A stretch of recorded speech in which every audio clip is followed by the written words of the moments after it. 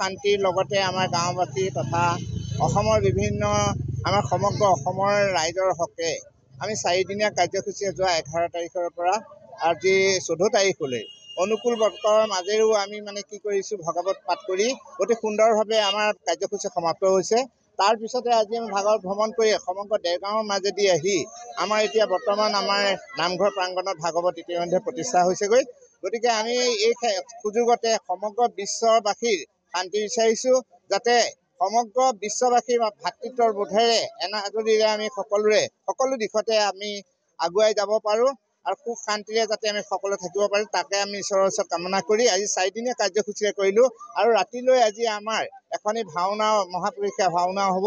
ভাওনাখনৰ বিনীতাৰ দাসত্ব মোচন, ভাওনাখনো আকৌ গৰুণ্ডৰ অমৃত হৰণ নাটকখনো আজি আমাৰ নামঘৰত প্ৰদৰ্শন কৰা হ'ব।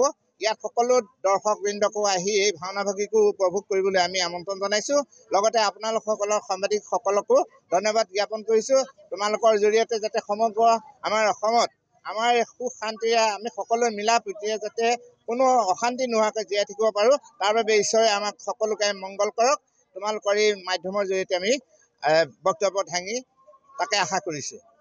আমাৰ মহাপুৰুষীয়া আৰ্হিৰ এভাগী নাট প্ৰদৰ্শন কৰা হ'ব।